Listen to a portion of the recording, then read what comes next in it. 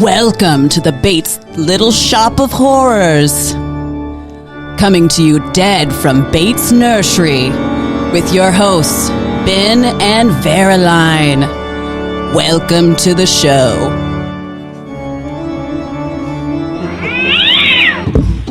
Ooh.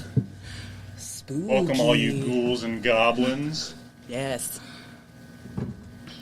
Today, I'm going to talk about spooky shrubs and trees.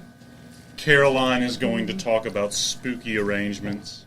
And Vanessa will be talking about carnivorous houseplants. All right, let's get started. So we're going to talk about some plants that have some lore and spooky stories that can go along with your Halloween landscape. The first one, Pyracantha, also known as firethorn. Traditionally, these were associated with the gateway to hell. These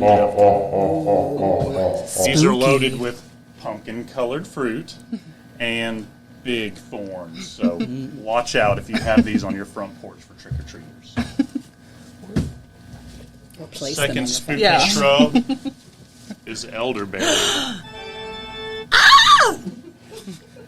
These are associated with protection from evil, so if you live near a graveyard, great tree to put near your front door. This one specifically is called Black Tower. This will spook your neighbors, cats, kids who want to steal too much candy. Great choice. Next spooky plant, holly. Traditionally, holly was hung above doorways to protect against lightning and evil spirits entering your home.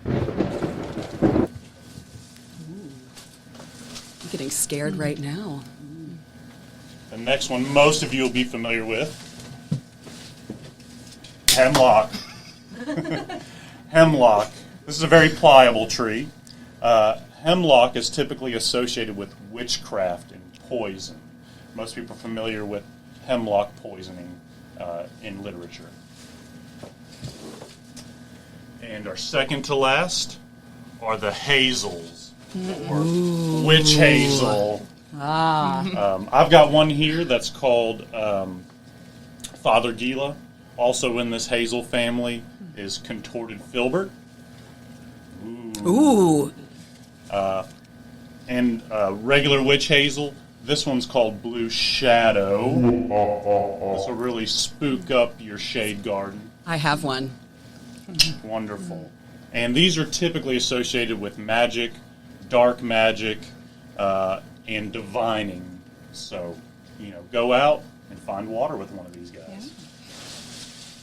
Yeah. Okay, and last but not least is our cypress. Whoa! This is actually a Taylor juniper, but Italian cypress was traditionally used to mark graveyards. And so if you see one of these sticking up in the distance, you know to stay far clear, as there may be undead lurking around these trees.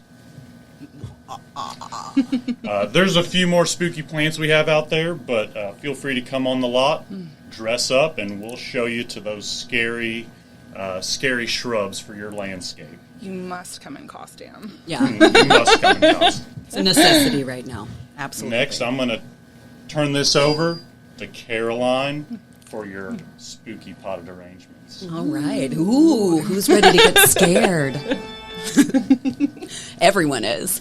So I'm going to start with talking about 3 beautifully poisonous plants that are perennials that you can grow in your garden here in Tennessee, Zone 7. So foxglove, which a lot of you probably have, and we do sell here at Bates Nursery, also called witch's glove. Scary. So that is a poisonous plant, and it's said to be one of the underworld plants because of its toxic levels. Ooh, staying spooky. Also attracts fairies. So if you're not that dark, not that into the underworld, you can also attract some fairies into your garden. Second poisonous plant that I'm going to talk about today is belladonna. also known as deadly nightshade. Yeah. So it's believed to be the devil's plant. Sounds pretty powerful, yeah? The name comes from an Italian word meaning beautiful ladies. It's said that women used to ingest the berries to dilate their eyes, making them more beautiful and attractive to everyone around them. It's also believed to have been the poison that Juliet ingested in Romeo and Juliet to make her appear to be dead. It slows down your heart rate. It is a sedative, but we all know what happened in the end, sadly. Third is Brugmansia, also called devil's breath. It's a beautiful trumpet-like flower that kind of hangs. It can be 10 feet tall. I do have a few of them growing at my house. This plant is extremely poisonous, all parts of it. So if you garden with it, you want to wear gloves. If you're super cautious, maybe a mask, which we all have right now. You could also wear a spooky mask because it's Halloween. That plant is native to South America. It's fragrant at dusk. Best time to go out and maybe put your nose a little further away from it to smell that beautiful, sweet smell. That smell does attract humans for one, but animals, hummingbirds. I have frogs that live in mine. Very magical. It is said to be used to commune with the dead. Very, yes, very cool and spooky. Also, if you ingest it, you don't want to, not a fun thing to play with. It does cause hallucinations, and it's said that in South America, people would take it, it would make them hallucinate, and they would see little old ladies out sweeping their stoops, and that's where witches riding broomsticks may have come from. Fun fact. All right, and we can leave that open for questions at the end if you want to learn more about those. So let's move on to goth gardening. Hold, please. Ooh. So, if you're feeling spooky this week and next, or just year-round, which some of us are, you can always make a nice little goth planter. If you see, we have in here some black pansies, a little skeleton, dichondra, and this New Zealand sedge. So these will winter a little bit if you did want to go ahead and make a planter. We do have all of these at Bates. This is hardy to about 15 degrees. Those pansies will stay popping through February, yeah? So you can stay spooky. Also, if you're not ready for your darkness to disappear, you can put tulips underneath in your container. I would suggest a black tulip if you want to stay with the dead planter. And as everything dies or you pull it up, those tulips will come up, blooming spookily and looking beautiful. We have a question. Do we carry belladonna? We do not.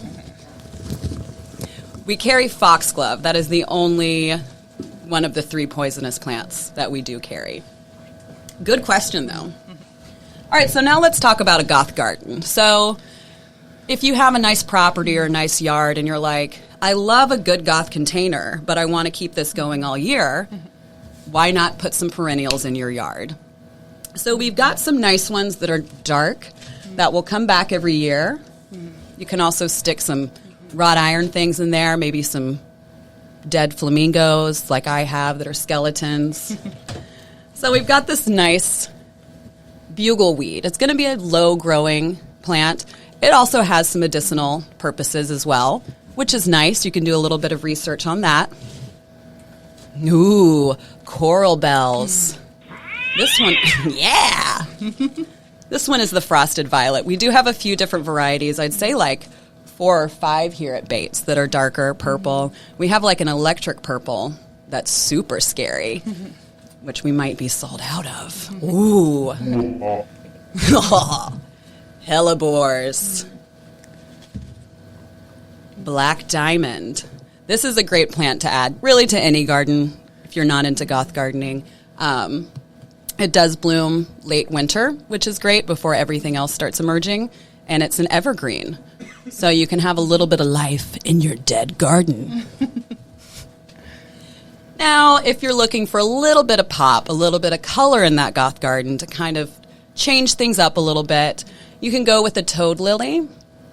These have some nice purple blooms up top, so you could kind of put it behind some of the lower growing things to add that layer and that pop of color. And lastly, we have our black mondo grass. Super spooky. Black plant. Cue sound effect. Ooh, ah. There are a few other great goth gardening plants. This black diamond elephant ear, not going to come back. Well, it might overwinter here if we get a nice chill winter. If you watch Vanessa and I's Overwintering Tropicals, you'll learn how to winter those if you want to keep them outside or dig them up and bring them in. And just a few other good goth plants that we do carry here sometimes, not currently, are going to be black canna lilies, black magic hollyhock. Those are a fun one, nice and tall. You can make a good hedge in the back of that garden. Before the storm iris. Yeah. And a black satin dahlia. Okay, I guess I've talked for long enough. I'll pass this on to Vanessa over here. Hi. Ooh. All right, so for dark, if you're a big fan of dark foliage, dark flowers, you are not just limited to outdoor plants. You have a couple of good indoor options if you like to cultivate a year-round dark aesthetic for dark souls. We have a Raven ZZ plant. These guys do super well in low light. This is a black variant, and the new growth comes out like lime green, and then eventually it darkens. We also have a burgundy rubber tree, super easy care house plant with these nice, beautiful, glossy, like dark red leaves. Scared right now really with great it being inside, this close yes. to me. Ooh, how do you feel, Ben? Spooked. Put that cape back on. Ooh. All right, and there's a few other options. Those are two of my favorites. Now, I'm really excited to talk to you guys about carnivorous plants because eating dirt is for sissy plants, and carnivorous plants are pretty cool. So I think probably the one everyone is going to be familiar with is our little Venus flytraps. These guys will close on flies and bugs that get trapped in there, and they will digest them to obtain their nutrients. All carnivorous plants are kind of evolved from like low nutrient soils, so they trap insects and little bugs to get all the nutrition they need. So we got Venus flytraps currently in stock as well. There's also sticky-leaved carnivorous plants, like this little butterwort over here. Very cute. He's blooming right now. He is adorable. Yeah.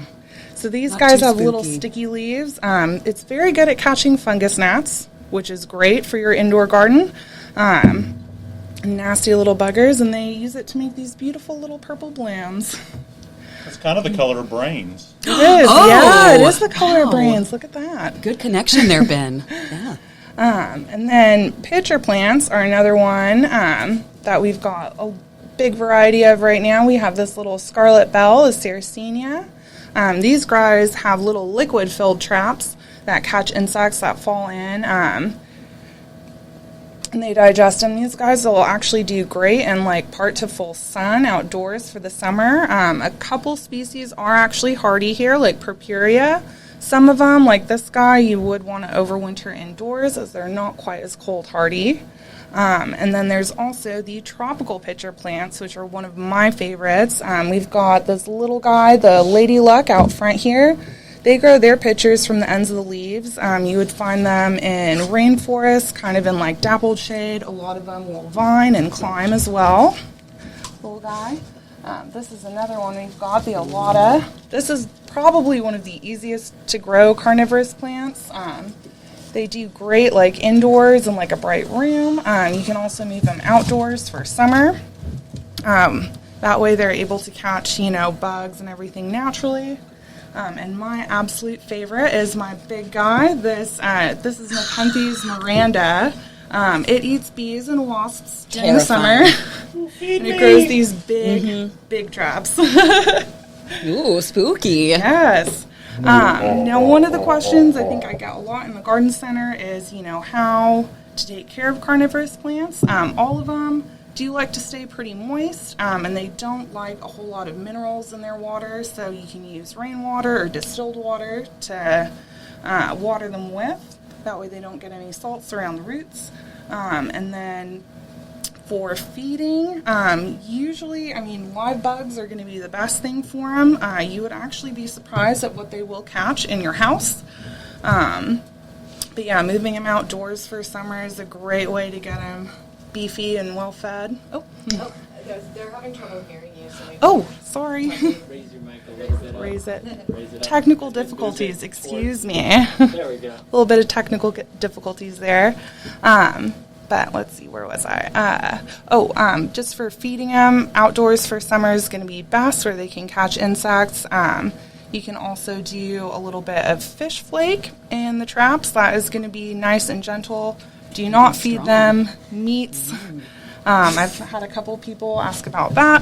But yeah, fish flake or live insects is going to be the best, gentle fertilizer for them. I think that's a wrap for me. Are you guys scared right now? Yeah. Ooh. That cat is. Do we have any spooky cues? Q&As.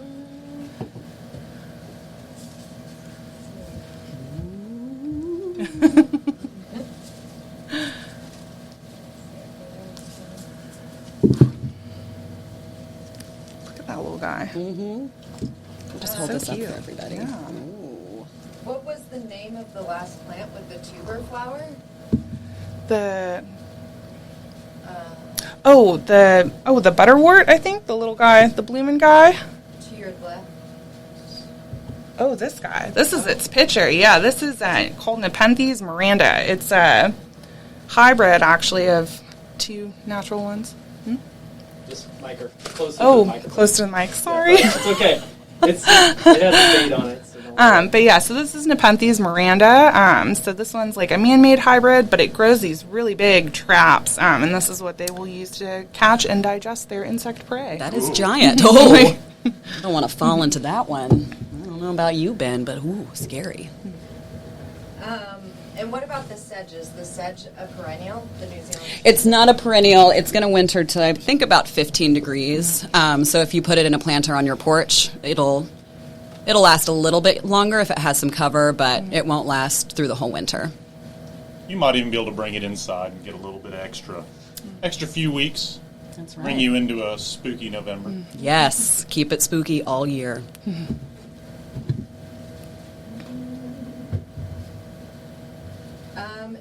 And then, can you go through the outdoor planter, what you had planted in there again? We had the, I'll let Vanessa raise it up, a little bit large. So we've got the New Zealand sedge right here. These are our black pansies, which you can still find back in our greenhouse. Dichondra, we have kind of falling like a waterfall. In my planter at home, I also have the coral bells kind of in the middle, just wouldn't fit in this pot, so it gives it some nice height in between the grass and the pansies.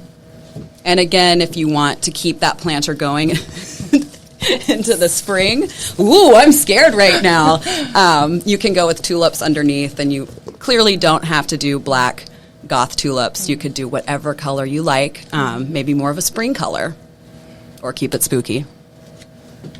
And then can you repeat some of the plants that you went over before witch hazel?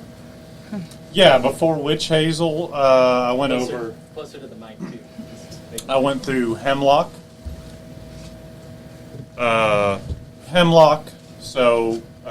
canadensis. I went through deciduous holly.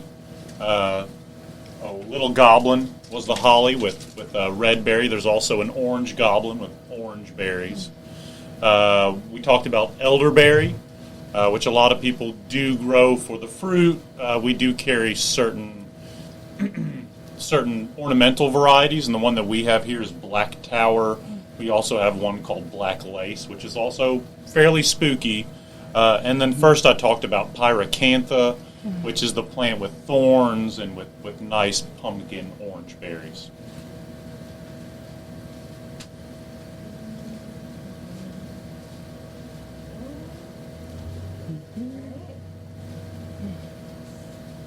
Give it a second. Yeah, more questions. So what are you going to be for Halloween, Ben? I am dad. going to be a warlock. Oh. A dad warlock. A dad warlock, even Yeah. spookier. Yeah. We got to teach my son about magic. You do, early on, a few months old there. Not even a month.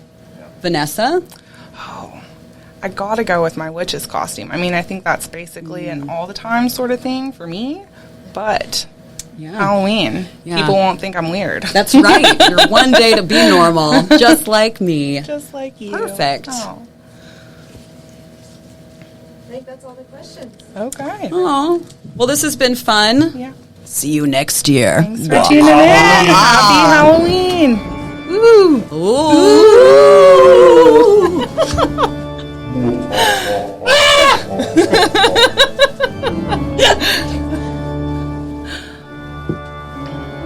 Did we scare him away?